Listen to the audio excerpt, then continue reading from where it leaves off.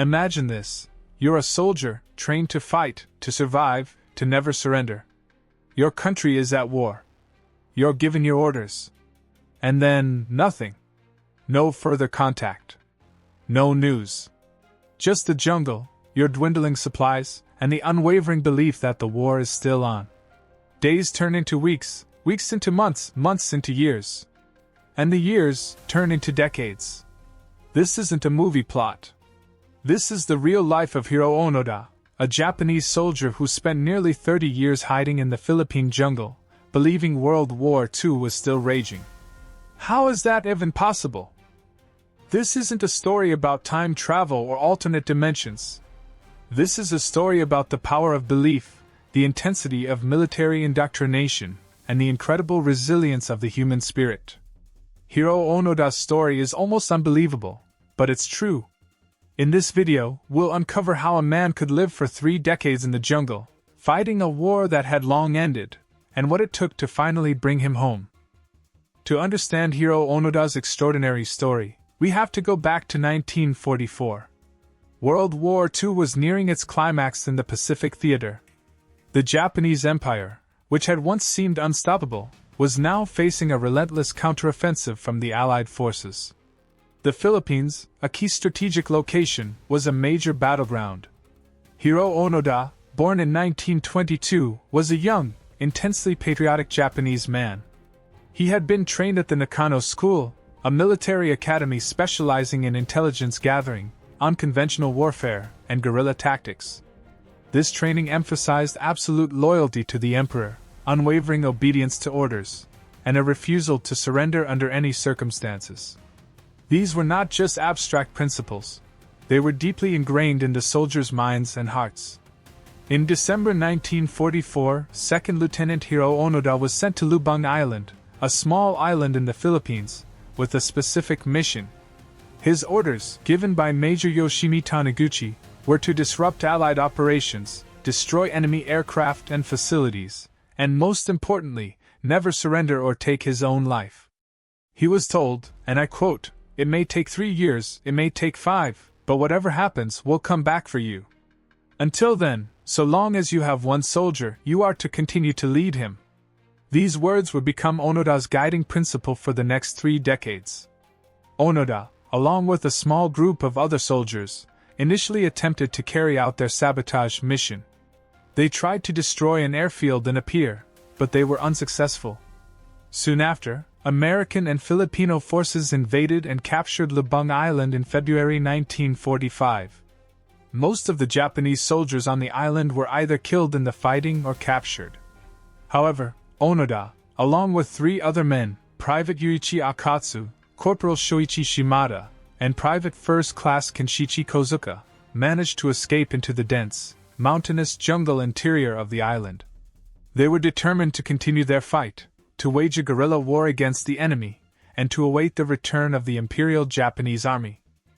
The next 30 years were a testament to Onoda's resilience, resourcefulness, and unwavering commitment to his orders. Life in the jungle was incredibly harsh. They faced constant challenges, finding food, building shelter, avoiding detection, treating injuries and illnesses, and enduring the tropical climate, with its torrential rains, scorching heat, and swarms of insects. They lived primarily off the land, foraging for wild fruits, vegetables, and roots. They hunted wild animals, such as pigs and chickens, and occasionally raided local farms for rice, coconuts, and other supplies. This, of course, brought them into conflict with the local Filipino population, whom they viewed as enemies or collaborators.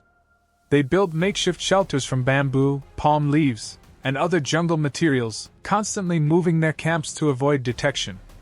They maintained their military discipline, conducting regular patrols, practicing their shooting skills, and planning their next attacks.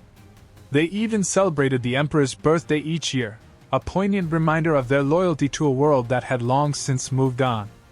Their isolation was almost complete. They had no reliable information about the outside world. They found occasional leaflets, newspapers, and even letters from family members dropped by planes or left in the jungle by search parties. But they dismissed all of this as enemy propaganda, clever tricks designed to demoralize them and lure them into surrendering. Their training, their deeply ingrained belief in Japan's invincibility, and their intense distrust of anything that contradicted their orders made them impervious to the truth. Over the years, Onoda and his men engaged in numerous skirmishes with local Filipino farmers and police officers. They viewed these encounters as acts of war, part of their ongoing guerrilla campaign. They sabotaged crops, burned houses, and occasionally killed livestock. Tragically, they also killed an estimated 30 Filipinos and wounded around 100 more over the years, believing them to be enemy soldiers or collaborators. These actions, while understandable within the context of Onoda's unwavering belief that the war was still on, would later become a source of controversy and complicate his return to Japan. Their clothes rotted, their equipment deteriorated, but their resolve remained unshaken. They patched their uniforms with scraps of fabric, repaired their rifles as best they could, and conserved their ammunition. They were living ghosts, trapped in a time warp, fighting a war that existed only in their minds. The years took their toll on Onoda's small band of soldiers. In 1949, Private Yuichi Akatsu, the youngest of the group, became separated from the others and, after 6 months of surviving alone, surrendered to Filipino forces. This event, though Onoda didn't know it at the time, marked the beginning of the end of their collective delusion. Akatsu's surrender, and his subsequent testimony, provided the outside world with the first concrete evidence that Japanese holdouts were still active on Lubang. In 1954, Corporal Shoichi Shimada was killed in a shootout with a local patrol at the beach of Gontan. Onoda and Kozuka witnessed his death. This was a major blow to Onoda, reducing their numbers to just 2. It also forced him to become even more cautious and elusive, further deepening his isolation. For the next 18 years, Onoda and Kozuka continued their guerrilla campaign, living a harsh and solitary existence, their belief in the ongoing war seemingly unshaken. They continued to dismiss any evidence to the contrary as enemy propaganda. They even found newspapers and magazines left by search parties, detailing Japan's economic recovery, its participation in the Olympics, and other world events. But they interpreted these as elaborate fabrications, designed to weaken their resolve. Then, in October 1972, tragedy struck again. Kozuka was killed in another clash with Filipino police, while they were burning rice that had been collected by local farmers. Onoda was now completely alone, the last soldier on Lubang Island, still fighting a war that had ended 27 years earlier. This event is critical, not only for the obvious loss, but there were some reports that he did have some doubts after Kozuka's death. Onoda's solitary war would continue for another 2 years, until a truly remarkable encounter changed everything. In 1974, a young Japanese man named Norio Suzuki, described as a college dropout and adventurer, set out on a journey around the world. Suzuki had 3 rather unusual goals: to find Lieutenant Onoda, to see a panda in the wild, and to find the abominable snowman. It seems almost unbelievable, but he actually succeeded in the first of these seemingly impossible tasks. Suzuki, unlike the search parties and family members who had tried to contact Onoda before, took a completely different approach. He didn't try to trick Onoda or force him to surrender. He didn't shout through loudspeakers or leave leaflets. Instead, he ventured into the jungle alone, seeking a direct, personal encounter. He camped in areas where he believed Onoda might be, and he left messages indicating his friendly intentions and his desire to talk. After several days of searching, Suzuki finally found Onoda. The encounter was tense at first. Onoda, still armed and wary, initially suspected Suzuki of being a spy or an enemy agent. But Suzuki's calm demeanor, his respectful approach, and his genuine interest in Onoda's story gradually won him over. Suzuki spent several days with Onoda in the jungle, listening to his experiences, sharing food, and most importantly, explaining the reality of the post-war world. He showed Onoda photographs of his family, of modern Japan, and of himself, including one taken at the Expo 70 World's Fair in Osaka, a clear indication of Japan's economic recovery and technological advancement. The two men developed a strange kind of friendship, born out of mutual respect and a shared nationality, despite their vastly different experiences and beliefs. Despite Suzuki's efforts, Onoda remained true to his orders. He told Suzuki that he would only surrender if he received a direct order from his commanding officer. Suzuki, understanding the depth of Onoda's commitment, promised to return to Japan and do everything he could to find Major Taniguchi and obtain the necessary order. And incredibly, he succeeded. Suzuki returned to Japan and, after a considerable search, located Onoda's former superior, Major Yoshimi Taniguchi, who was now an elderly man working as a bookseller. Taniguchi, who had long believed Onoda to be dead, was astonished to learn that he was still alive and still fighting. He agreed to travel to Lubang, at the age of 84, and personally order Onoda to surrender. In March 1974, Taniguchi, accompanied by Suzuki, returned to Lubang Island and met with Onoda at a prearranged location in the jungle. Taniguchi, wearing a suit and tie, read aloud the official order of surrender, formally relieving Onoda of his duties and informing him that the war had ended 29 years earlier. Onoda, still in his tattered Imperial Army uniform, stood at attention, listened to the order, and finally, after nearly 3 decades of unwavering obedience, accepted his fate. Hiroo Onoda, at the age of 52, emerged from the jungle and formally surrendered his sword to the Filipino authorities, specifically to President Ferdinand Marcos. He was still carrying his Arisaka rifle, which was in remarkably good condition, along with hundreds of rounds of ammunition and several hand grenades. He was officially pardoned by President Marcos for the crimes he had committed while believing he was still at war, a decision that was controversial, given the number of Filipinos he had killed or wounded. Onoda's surrender made headlines around the world. He became an instant celebrity, a symbol of unwavering loyalty, incredible resilience, and a profound disconnect from reality. His return to Japan was a media circus. He was greeted as a hero by some, who admired his dedication to duty, while others criticized him for his actions during his long holdout, and for the lives that had been lost as a result. His story is a complex and controversial one, raising profound questions about the nature of war, the ethics of obedience, the power of belief, and the psychological impact of extreme isolation and prolonged stress. Returning to Japan in 1974, Onoda was a man out of time. He had left a nation at war, a society steeped in militarism and imperial ambition. He returned to a pacifist, technologically advanced, and vastly different country. He had to adjust to a world of televisions, jet planes, computers, and skyscrapers, things he had never seen or imagined. He was a living anachronism, a relic of a bygone era. Onoda struggled to adapt to modern life. He found the noise, the crowds, and the pace of life in Japan overwhelming. He had difficulty understanding the new social norms and customs. He was initially hailed as a hero by some, but he also faced criticism and hostility from others, who held him responsible for the deaths of Filipinos during his holdout. He wrote an autobiography, No Surrender, My 30-Year War, which became a bestseller, but he remained a controversial figure. He eventually moved to Brazil, where he became a cattle rancher, seeking a quieter and simpler life, more akin to his years in the jungle. He married and later returned to Japan, where he established a nature camp for children, aiming to teach them survival skills and an appreciation for nature. He lived a long life, passing away in 2014 at the age of 91. It's fascinating to consider Onoda's perspective. How did he maintain his belief for so long, in the face of so much evidence to the contrary?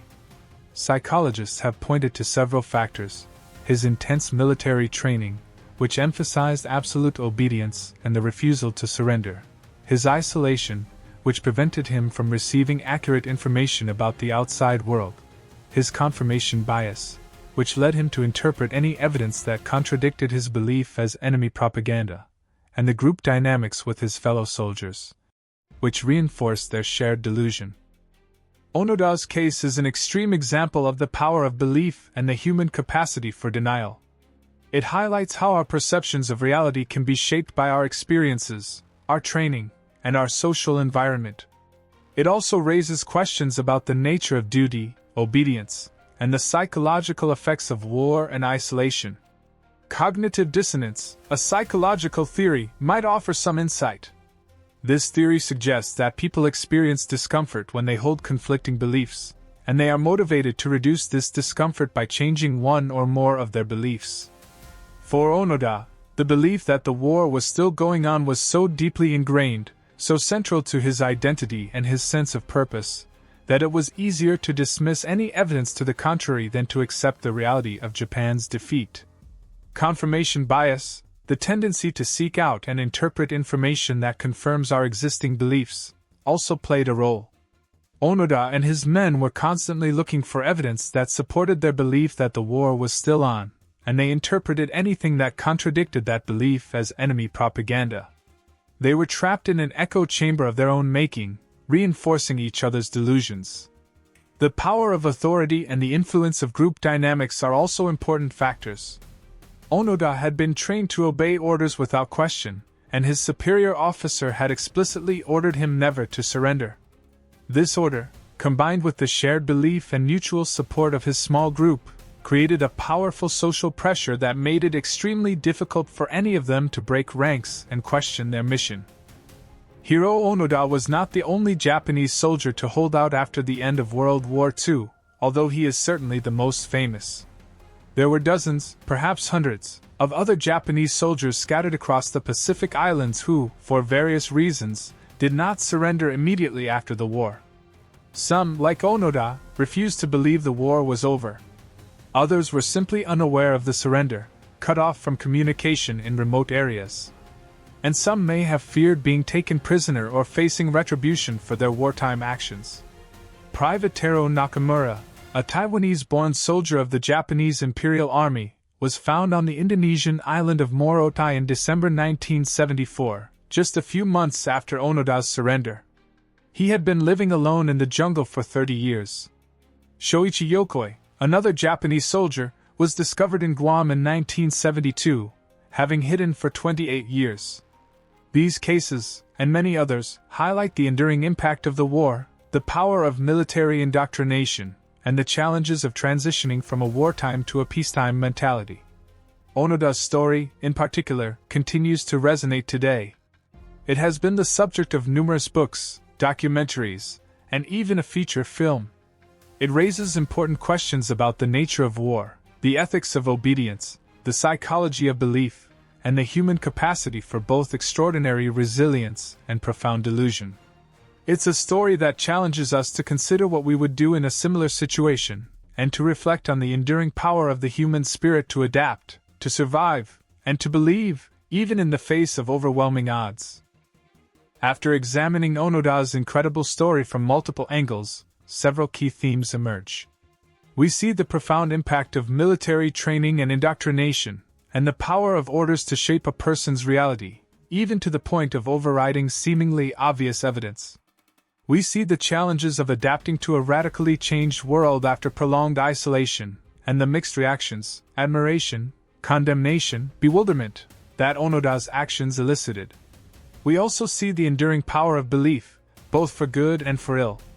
Onoda's unwavering belief in his mission allowed him to survive unimaginable hardships, but it also blinded him to the truth for decades. His story forces us to confront difficult questions about the nature of reality, the limits of loyalty, and the responsibility we have to question authority and think for ourselves. Ultimately, Onoda's experience is a unique and extreme case, but it offers a window into the human condition, our capacity for resilience, our vulnerability to delusion, and our enduring search for meaning and purpose, even in the face of overwhelming adversity. It's a story that transcends its specific historical context and continues to resonate with us today. So, after this incredible journey through 3 decades of hidden warfare, unwavering belief, and eventual surrender, what are we to make of Hiroo Onoda's story? Was he a hero, a victim, a fanatic, or something in between? Is his story a testament to the power of the human spirit and unwavering loyalty, or a cautionary tale about the dangers of blind obedience and the devastating consequences of war that can linger long after the battles have ended?